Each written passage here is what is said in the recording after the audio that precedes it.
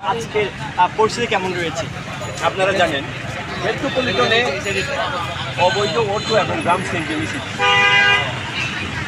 এই যে অটো রিক্সাগুলো রয়েছে এদের কোনো রেজিস্ট্রেশন নাই, এদের ফিটনেস নাই, এদের রুট পারমিট, এবং এই অটো যারা চালায় অল্প বয়স্ক এবং অধিকাংশ কানা কুড়া লেঙ্গা এবং তাদের কোনো ড্রাইভিং লাইসেন্স। যার কারণে আমাদের মেট্রোপলিটন কমিশনার মহোদয় এই মেট্রো এলাকায় সকল ধরনের অটো চলাচল নিষিদ্ধ। বিভিন্ন সময়ে আমাদের অভিযান চলতেছিল। এই অভিযানের ধারাবাহিকতায় গতকাল 25 থানা 15টা অটো ধরেছে। তো তারা তাদের কিছু সংখ্যক সংঘবদ্ধ হয়ে যখন ওইখানে বক্সে কোনো লোক ছিল না, কোনো পুলিশ ছিল না, তারা বক্সটা বন্ধ করে। তো এখন আজকে তারা মেয়র মহোদয়ের কাছে একটু দাবি জানানোর জন্য তারা একত্রিত হচ্ছে। এখন ওরা চলে গেছে। বিষয়টা এই পরিস্থিতি আইন শৃঙ্খলার কোনো অবনতি হওয়ার সম্ভাবনা নাই, হয়নি। তো তারা তাদের মানবিক দিকটা বলতে চাই যে আমরা কি জীবিকা নির্বাহ করবো, কিন্তু কঠিন বাস্তবতা হলো যে এখানে চট্টগ্রাম মেট্রোপলিটনকে যদি আমরা ক্লিন রাখতে চাই, আমরা অবৈধ কোনো জিনিস চলতে দিতে পারি না।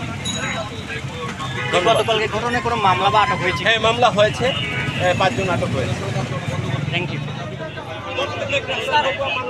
স্যার। আমরা ওইদিকে স্যার, আমরা এইদিকে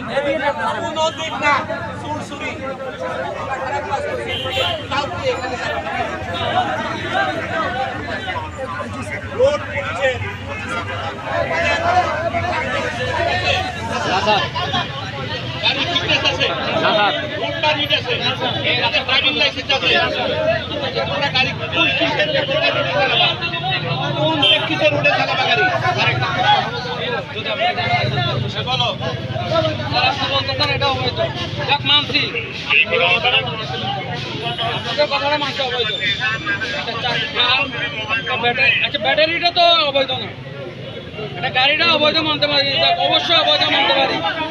ব্যাটারিটা তো অবৈধ না স্যার, ব্যাটারি আচ্ছা কেউ কোনো কথা বলেন না আপনারা। ঠিক আছে, অবৈধ, ঠিক আছে, এটাকে একটা বৈধভাবে আনার চেষ্টা করুন, একটা সিস্টেম করেন না স্যার। এটা কি আমাদের দায়িত্ব? দায়িত্ব না তো, দায়িত্ব না তো, বলতেছেন ওটা অবৈধ। আমরা কি করে ওই কারণে আমরা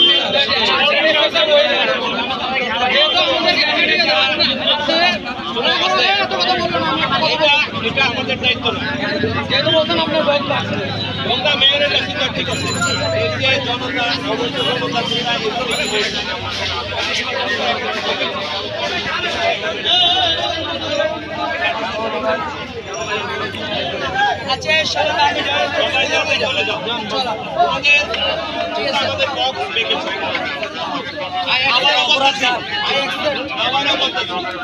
যে গাড়িটা চালাবো সেই গাড়ি রেজিস্ট্রেশন আছে, এই গাড়ি কোনো ফিটনেস আছে, এই গাড়ি কোনো রুট পারমিট আছে, নগরীতে এই গাড়ি কেন চলবে? নগরীতে এই ছোট ছোট বাচ্চারা চালক, তোমরা যারা চালক, তোমাদের ড্রাইভিং লাইসেন্স আছে? আছে ড্রাইভিং লাইসেন্স? কারো ড্রাইভিং লাইসেন্স আছে?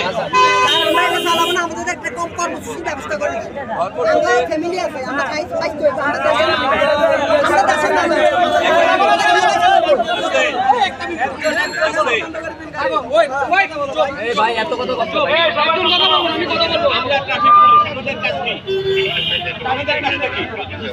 যখন অবৈধ গাড়ি চলবে, অবৈধ গাড়ি চলবে, তোমার অন্য বস্ত্র এটার দায়িত্ব আমাদের।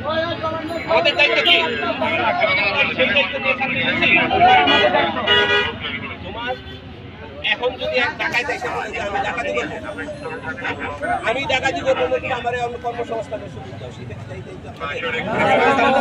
অবৈধ গাড়ি আর তোমরা আমাদের বক্স। আসসালামু আলাইকুম। আমরা এখানে যারা উপস্থিত আছি, আমরা অটো গাড়ির মালিক এবং ড্রাইভাররা সবাই এখানে। আমাদের দাবি আমরা এখানে সুশৃঙ্খলা ভাবে আমরা গাড়ি চালাতে পারছি না। আমাদেরকে গাড়িগুলো অলিগলি থেকে শুরু করে যেখানে পাচ্ছে সিভিলের এমনি ডাইরেক্ট গাড়িগুলো ধরে মামলা দিয়ে দিচ্ছে। এবং আমরা এখানে যতগুলো ড্রাইভার আছি, আমাদের দৈনিক 1800 টাকা ফ্যামিলি খরচ আছে। আমাদের কোনো ব্যক্তিগত কোনো কর্ম নেই। আমাদের মেইন কর্মটা হচ্ছে অটো রিক্সা চালাইয়ে আমাদের ফ্যামিলি, আমাদের বাচ্চা কাচ্চাদের পড়াশোনা ইত্যাদি সবকিছু আমাদের খরচ চালাইতে হয়। এখন আমাদের গাড়িগুলো বন্ধ করে দেওয়া হয়েছে, এখন আমাদের গাড়িগুলো বন্ধ করে দিয়েছে, আমরা কিভাবে চলবো? গাড়িটা বন্ধ করে দেওয়ার আগে আমাদেরকে একটা ডিসিশন দিতে হবে, আমরা কিভাবে চলবো, কি করে আমরা ফ্যামিলি গুলো চালাবো। একটা উদ্যোগ না নিয়ে হঠাৎ যদি এরকম যদি এতগুলো মানুষের হাজার হাজার মানুষের এই কর্মস্থানগুলো যদি বন্ধ করে দেয়, এই মানুষগুলো কি খাবে, কোথায় যাবে, কার কাছে চাইবে, কে দেবে? এটার জন্য আমাদের কথা হচ্ছে আমরা সুশৃঙ্খলা বা আইনকে শ্রদ্ধা করি এবং সম্মান করি। আমরা কোনো আইন সন্ত্রাসী বিরোধী কোনো কার্যকলাপ করতে চাই না, কোনো কিছুর সাথে লিপ্ত হতে চাই না। আমাদের একটাই দাবি, আমরা হাই রুটে গাড়ি না ওঠার জন্য বলছে, হাই রুটে আমরা উঠছে না ড্রাইভাররা। যদি কেউ যদি উঠে থাকে তাকে আইনগতভাবে ব্যবস্থা নেওয়া হোক, আর যিনি অন্যায় করবে তাকেও আইনগতভাবে ব্যবস্থা নেওয়া হোক। অলি গলির মধ্যে যেগুলো গাড়ি চলবে ওগুলো থেকে গাড়ি করতে পারবে না। পুলিশ বক্স ফাংশন করছেন, এই বিষয়টা এই বিষয়টা জালালাবাদের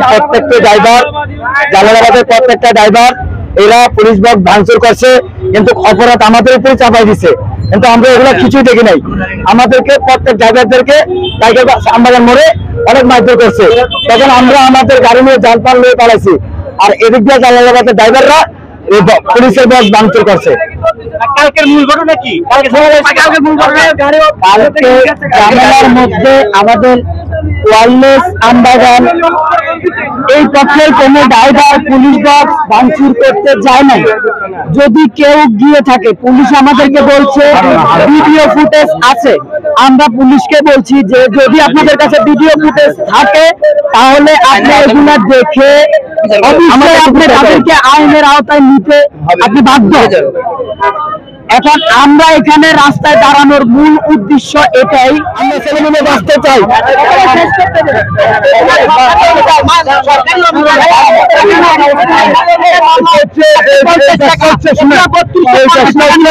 বাকি টাকা আমাদের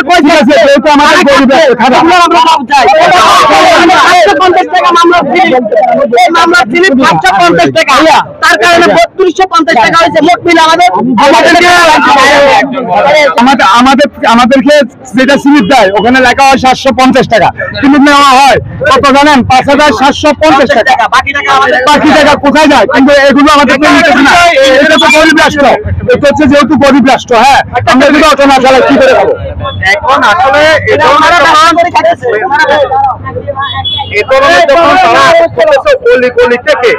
এখন এই বিষয় নিয়ে আপনারা ফায়দা কি? এটা আমাদের চাইলে আমাদেরকে 7 জনে না দেওয়ার বললে যেমন না ঢুকে, ওনাদের বললে কোনো ডিউটি নাই, ওনাদের প্রকৃত ডিউটি হচ্ছে মেইন রোডে, ঠিক আছে, হাইওয়ে রোডে।